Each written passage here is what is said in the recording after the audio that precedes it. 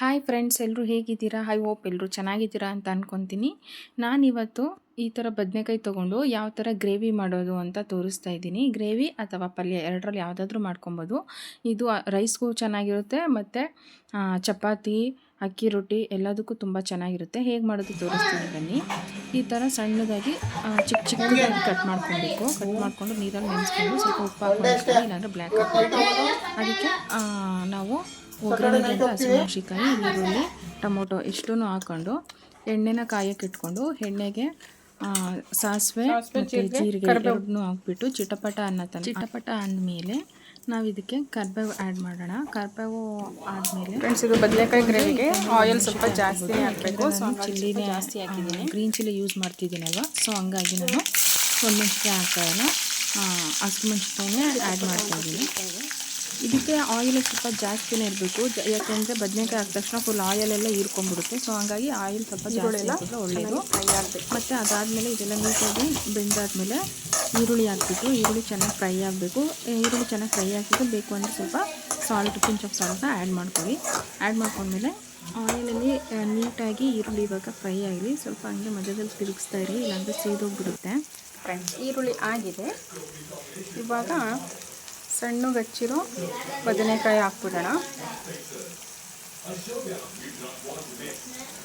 ನೀರು ಚೆನ್ನಾಗಿ ಹಿಂಡಿ ಹಾಕಬೇಕು.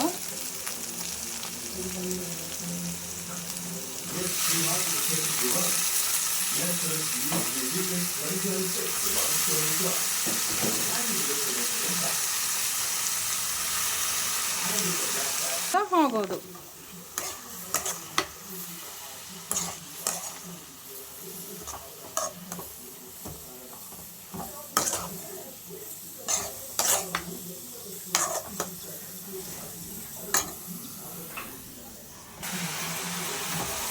ಫ್ರೆಂಡ್ಸ್, ಇದು ಚಿಟಿಕೆ ಅರಿಶಿನ ಹಾಕ್ಬಿಟ್ಟು ಆಯಿಲ್ ಏನು ಹಾಕಿದ್ವಿ ಆಯಿಲಲ್ಲಿ ಚೆನ್ನಾಗಿ ಬೇಯಬೇಕು. ಚೆನ್ನಾಗಿ ಬೇಯೋ ತನಕ ಬೇಯಿಸ್ಕೊಳ್ಳೋಣ.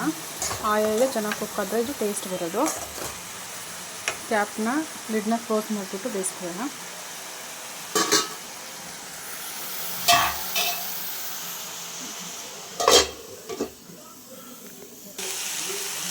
ಮಧ್ಯದಲ್ಲಿ ತಿರುಗಿಸ್ಕೊತಾ ಇರಿ, ಇಲ್ಲಾಂದರೆ ತಳ ಹಿಡಿದು ಬಿಡುತ್ತೆ.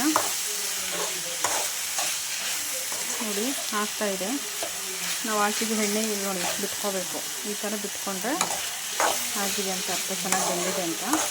ಇದು ಆಯಿಲೆಲ್ಲ ತುಂಬ ಚೆನ್ನಾಗಿ ಬೆಂದರೆ ಟೇಸ್ಟು ತುಂಬ ಚೆನ್ನಾಗಿ ಬರುತ್ತೆ. ಸೊ ಹಂಗಾಗಿ ನಾವೇನು ಆಯಿಲ್ ಹಾಕಿದ್ವಿ ಅದು ಬಿಡಬೇಕು, ಅದೇ ತನಕ ಬೇಯಿಸ್ಬೇಕು. ಇವಾಗ ಆಗಿದೆ. ಈಗ ಟೊಮೊಟೊ ಆ್ಯಡ್ ಮಾಡಿಬಿಡೋಣ. ನಾನು ಒಂದು ಮೀಡಿಯಮ್ ಬದನೆಕಾಯಿಗೆ, ದಪ್ಪದು ಬದನೆಕಾಯಿ ಬರುತ್ತಲ್ಲ ಆ ಬದನೆಕಾಯಿಗೆ 2 ಟೊಮೊಟೊ ಆ್ಯಡ್ ಮಾಡ್ಕೊಂಡಿದ್ದೀನಿ. ಇದಂತೂ ಗ್ರೇವಿ ತುಂಬ ಚೆನ್ನಾಗಿರುತ್ತೆ. ಅನ್ನಕ್ಕೆ ಚಪಾತಿಗೆಲ್ಲ ಚೆನ್ನಾಗಿರುತ್ತೆ. ಒಂದ್ಸಲ ಫ್ರೈ ಮಾಡಿ ನೋಡಿ, ತುಂಬ ಚೆನ್ನಾಗಿರುತ್ತೆ ಟೇಸ್ಟ್ ಮಾತ್ರ. ಈ ಬದನೆಕಾಯಿದು ಟೇಸ್ಟ್ ಚೆನ್ನಾಗಿರುತ್ತೆ. ಇನ್ನೊಂದು ಕರಿ ನೋಡಿ, ಇವಾಗ 3/4% ಆಗಿದೆ. ನಾವೇನು ಆಯಿಲ್ ಹಾಕಿದ್ವಿ ಅದು ಬಿಟ್ಕೊಬೇಕು. ಮತ್ತು ಟೊಮೊಟೊ ಎಲ್ಲ ನೋಡಿ, ಇದೆಲ್ಲ ಸ್ಮ್ಯಾಶ್ ಆಗಿರಬೇಕು, ಅಲ್ಲಿ ತನಕ ಬೇಯಿಸ್ಕೋಬೇಕು. ಚೆನ್ನಾಗಿ ಬೇಯಿಸ್ಕೊಂಡ್ರೆ ಇದು ಈ ಬದನೆಕಾಯಿ ಟೇಸ್ಟ್ ರೂಮಲ್ಲಿ ತುಂಬ ಅಂದರೆ ತುಂಬ ಚೆನ್ನಾಗಿರುತ್ತೆ. ನೀಟಾಗಿ ಕುಕ್ ಆಗಿರಬೇಕು. ಹೀಗೆ ಸ್ಮ್ಯಾಶ್ ಮಾಡ್ಕೊಳ್ಳಿ. ಆಗಿದೆ. ಇವಾಗ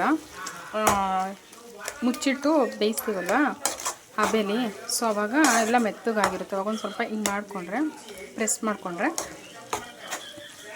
ಚೆನ್ನಾಗಿ ಇರುತ್ತೆ. ಇವಾಗ ಹೋಮ್-ಮೇಡ್ ಖಾರದ ಪುಡಿ ಹಾಕ್ಬಿಡೋಣ. ಇದಿಲ್ಲ ಅಂದರೆ ನೀವು ಇದಕ್ಕೆ ಚಿಲ್ಲಿ ಪೌಡರು, ಧನಿಯಾ ಪೌಡರ್ ಹಾಕ್ಕೊಂಡು ಮಾಡ್ಕೊಬೋದು. ನಾನು ಬೇಳೆ ಸಾಂಬಾರ್ದು ಪೌಡ್ರ್ ಇದೆಯಲ್ಲ ಅದು ಹಾಕ್ಕೊತಾ ಇದ್ದೀನಿ. ಇದ್ರ ಜೊತೆಗೆ ಬೇಕು ಅಂದರೆ ನೀವು ಸ್ವಲ್ಪ ವಾಂಗಿಬಾತ್ ಪೌಡರ್ ಸಹ ಆ್ಯಡ್ ಮಾಡ್ಕೊಬೋದು. ವಾಂಗಿಬಾತ್ ಪೌಡ್ರ್ ಆ್ಯಡ್ ಮಾಡಿಕೊಂಡು ತುಂಬ ಚೆನ್ನಾಗಿರುತ್ತೆ. ಅದನ್ನು ಆ್ಯಡ್ ಮಾಡಿಕೊಂಡ್ರೆ ಒಂದು ಸಾಂಬಾರು ಪೌಡ್ರ್ ಆ್ಯಡ್ ಮಾಡ್ತಾಯಿದ್ದೀನಿ. ನೋಡಿ ಎಷ್ಟು ಚೆನ್ನಾಗಾಗಿದೆ ಗ್ರೇವಿ. ಇದನ್ನು ಇನ್ನೊಂದು ಸ್ವಲ್ಪ ಬೇಯಿಸ್ಕೊಳ್ಳೋಣ. ಸಾಲ್ಟ್ ಹಾಕೊಂಡ್ಬಿಡೋಣ.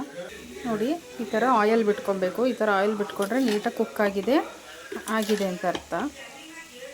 ಸಾಲ್ಟ್ ಹಾಕಿ ಬೇಯಿಸ್ಕೊಂಡ್ಬಿಡೋಣ.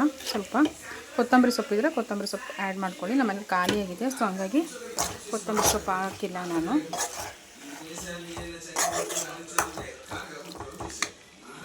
ಹಿಂಗೆ ಬೇಕಾದರೂ ತಿನ್ಬೋದು ಬಟ್ ನಾನು ಸ್ವಲ್ಪ ನೀರು ಆ್ಯಡ್ ಮಾಡ್ತಾಯಿದ್ದೀನಿ, ಲಿಟಲ್ ಬಿಟ್ ನೀರು ಆ್ಯಡ್ ಮಾಡ್ಕೊತಾ ಇದ್ದೀನಿ, ಸ್ವಲ್ಪ ಗ್ರೇವಿ ಟೈಪ್ ಬರಲಿ ಅಂತ. ಸೊ ಹಂಗಾಗಿ ನೀರು ಆ್ಯಡ್ ಮಾಡ್ಕೊತಾ ಇದ್ದೀನಿ. ಬೇಡ ಅಂದರೆ ನೀವು ಹಂಗೇ ಸಹ ಚಪಾತಿ ಜೊತೆ ಅನ್ನದ ಜೊತೆ ಮಿಕ್ಸ್ ಮಾಡ್ಕೊಂಡು ತಿನ್ಬೋದು. ಇಷ್ಟೇ ನೋಡಿ, ಬ್ರಿಂಜಾಲ್ ಆರ್ ಬದನೆಕಾಯಿ ಗ್ರೇವಿ ಆಗೇ ಹೋಯ್ತು.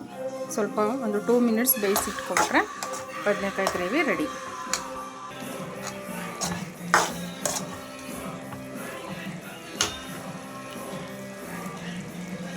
ಒಂದೆರಡು ನಿಮಿಷ ಮುಚ್ಚಿಟ್ಟು ಬೇಯಿಸ್ಕೊಬಿಡೋಣ. ನಾನಿದಕ್ಕೆ ರಾಗಿ ಚಪಾತಿ ಮಾಡ್ಕೊತಾ ಇದ್ದೀನಿ, ಆದಮೇಲೆ ತೋರಿಸ್ತೀನಿ. ಬದನೆಕಾಯಿ gravy ready friends. Flame off ಮಾಡಿಬಿಡೋಣ. ಇಷ್ಟೇ ಬದನೆಕಾಯಿ. ನೀವು ಒಂದ್ಸಲ ಮಾಡಿ ಟ್ರೈ ಮಾಡಿ ಹೇಗೆ ಬಂತು ಅಂತ ನನಗೆ ತಿಳಿಸಿ. ಓಕೆ, ನನ್ನ ಚಾನಲ್ ಇನ್ನೂ ಯಾರ್ಯಾರು ಸಬ್ಸ್ಕ್ರೈಬ್ ಮಾಡ್ಕೊಂಡಿರೋ ದಯವಿಟ್ಟು ಸಬ್ಸ್ಕ್ರೈಬ್ ಮಾಡ್ಕೊಳ್ಳಿ. Thank you.